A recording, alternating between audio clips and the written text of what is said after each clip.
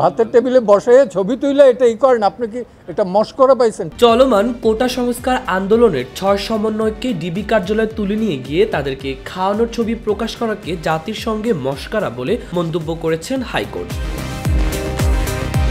29 জুলাই বৈষম্য বিরোধী ছাত্র আন্দোলনের 6 সমন্বয়ককে ডিবি হেফাজত থেকে অবিলম্বে মুক্তি দিতে ও দেশের বিভিন্ন স্থানে আন্দোলনকারীদের ওপর গুলি না চালাতে এক রিটের শুনানিতে বিচারপতি মোস্তফা জামাল ইসলাম ও বিচারপতি এম.এস. মাসুদ হোসেন দোলনের হাইকোর্ট বেঞ্চ এ মন্তব্য করেন।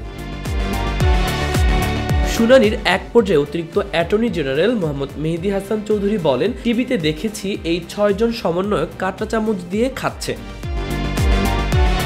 এক পর্যায়ে আদালত বলেন, আপনাকে এগুলো করতে কে বলেছে, কেন করলেন এগুলো? জাতিকে নিয়ে মস্করা করবেন না, যাদের ধরে নেন তাদের একটি খাবারের টেবিলে বসিয়ে দেন।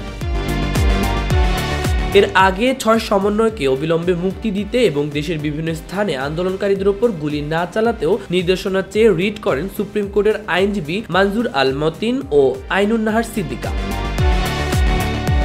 এর আগে 28 জুলাই ফেসবুক পোস্টে আন্দোলনের সমন্বয়কদের নিয়ে কনফারেন্স রুমে বসে নাস্তা করার ছবি আপলোড করেন ডিএনপির ডিবি প্রধান হারুন আর রশিদ।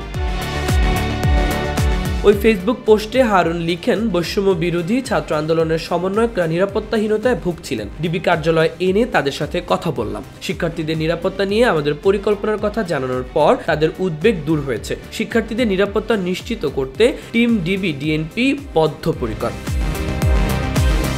মাহবুবুর রহমান ইমন, খবর সংযোগ।